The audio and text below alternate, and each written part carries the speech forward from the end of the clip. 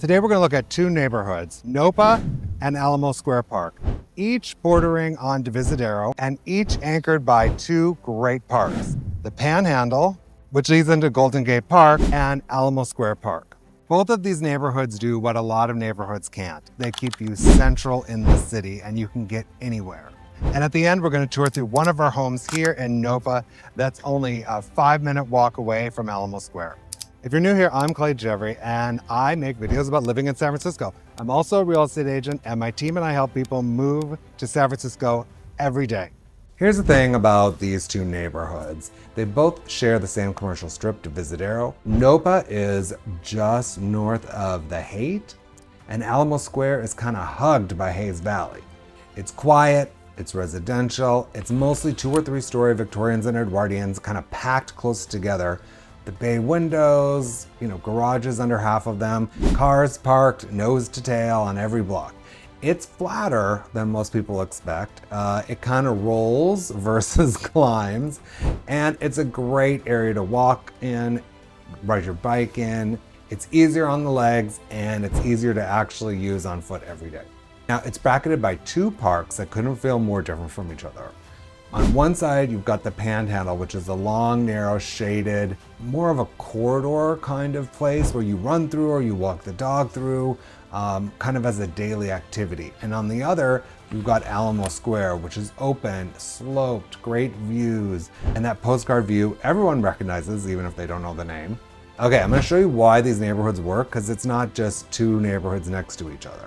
From the NOPA side, you've got direct access to the Panhandle, a short walk into Golden Gate Park itself, and easy reach into the Haight.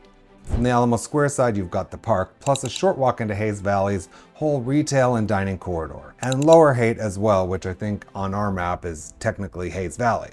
Put those together and you're within a 10 to 15 minute walk from 4 to 5 neighborhoods, depending on what you want to call it, that each totally feel different. You're not locked into one commercial strip, you get to pick your night out. Okay, so there's no direct Muni Metro, which is our train on the tracks, or a BART line that runs through the neighborhood. For getting around, you're going to take the bus, which is really convenient. There's a line on Masonic, Fulton, and McAllister, Hayes, Haight, and Divisadero. And it's going to cover you pretty well. It's genuinely really walkable and bikeable because it's so flat. And the Panhandle bike path runs right along the southern edge. Okay, we're gonna start on Divisadero because that's really the spine between the 2 neighborhoods, though I feel like NOPA tends to claim it. Bar Crudo is great for oysters and seafood. Beretta's great for some small plates, wood-fired pizza. And NOPA itself, the restaurant this whole neighborhood ended up being named after, is still one of the best dinners on the street. 2 decades in. If you just want a good bar night, Horse Feather's great. For coffee, I love Sight Glass. Technically, I think it's outside of the neighborhood, but close enough that we will still call it part of NOPA or Alamo Square. And if you want something fast and reliable, they've got a Suva right on Divisadero now too. Okay, so then on the NOPA side, you've got Filetti Foods, which is your neighborhood grocery store, which is fantastic. Right next to it, you've got Schlock's Bagels. There's also Sacred Grounds Coffee. You've got Nopalito and Alta Murano Restaurant and Bar, both in NOPA.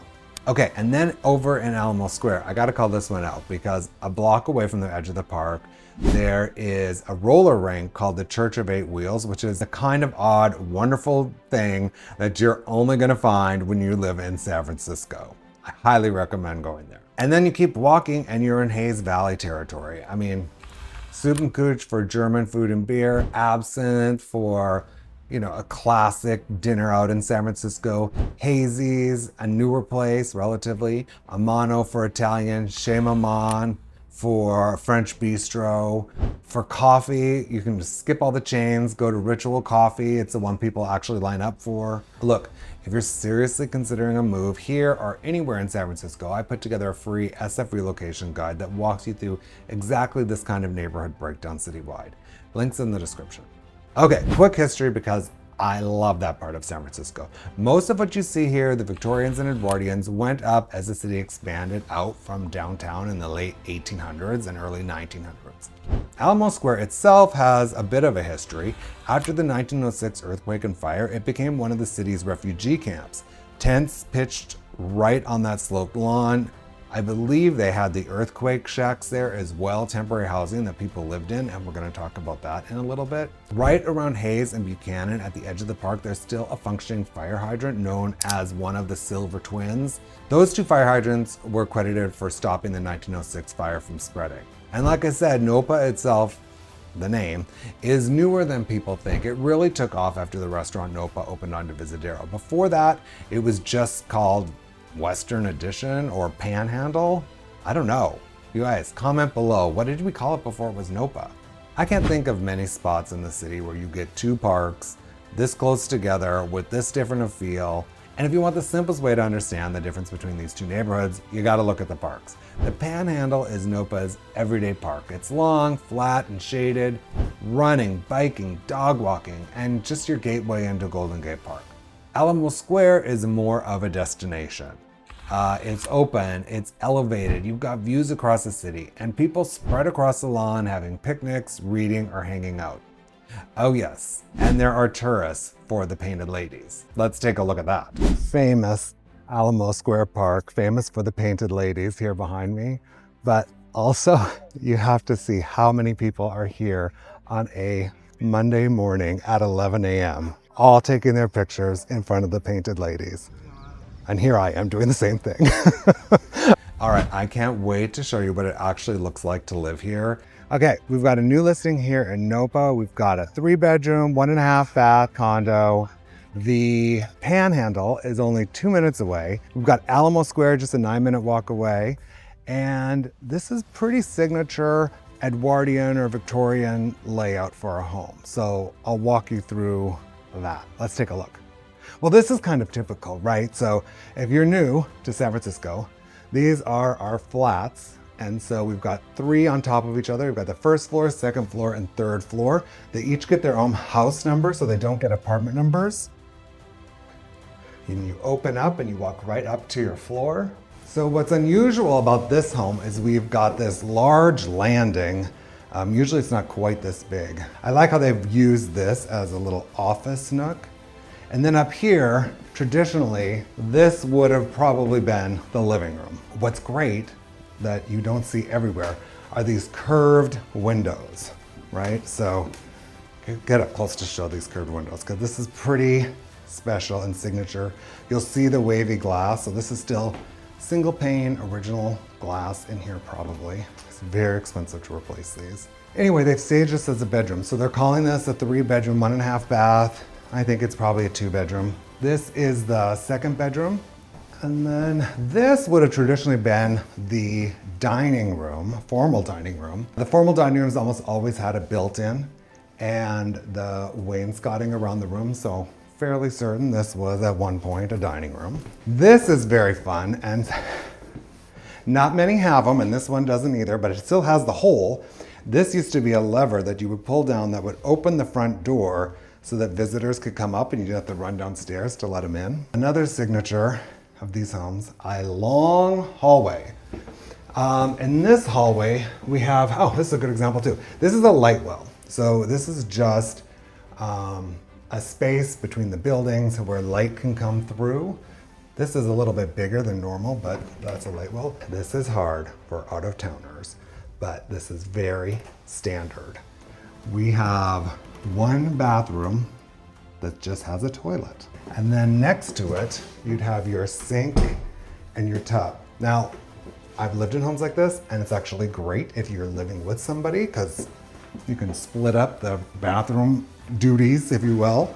They've turned their bath and sink into a full bath, so that's great. And then our final bedroom is back here, just beautifully positioned with the 2 windows. Nice closet space. This is a fantastic bedroom. And then this leads back into the kitchen. And this probably was a butler's pantry at one point, but now it's a washer and dryer. Clearly a remodeled kitchen, but you can still see a lot of original details here. This is a lot of this lower wainscoting, which was kind of a typical kitchen setup.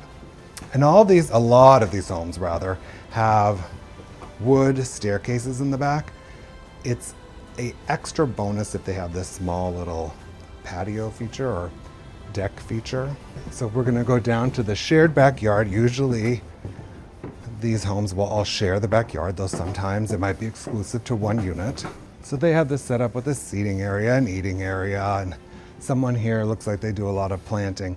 So I'm not sure if this really is, but it's about the right size, if it isn't, of an earthquake house. So after the 1906 earthquake, all the large parks like Alamo Square was filled with these shacks. And then they would just haul them to their homes as they were rebuilding them or building them. So it's possible that this is an earthquake shack.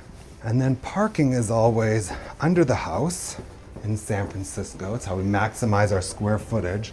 This is called the Workman's Corridor. This is how people get to the backyard without going through the house. And this is the garage, which was obviously retrofitted because this house was built before we had cars, right? So this was put in later, and I think this was probably put in, 60s, 70s, 80s, 90s. But we got the concrete walls here, so that's how I know that. And then there's the 3 spots for each residence. And we'll just end in this exciting garage. Okay, these aren't the flashy neighborhoods of San Francisco. These are central, great, easy, day-to-day living in San Francisco at, honestly, its most classic and best. If you're thinking about a move to San Francisco, or you're already here and thinking about your next place, reach out to me and my team. We help people buy and sell in San Francisco every single day. And if walkability is what matters most to you, I've already ranked the 10 most walkable neighborhoods in San Francisco. That video is right here. And if you haven't already, grab the relocation guide, links in the description, or if you're a seller, I've got a seller's guide too. Either way, thanks for spending this time with me. Subscribe if you want more, and I will see you at the next one.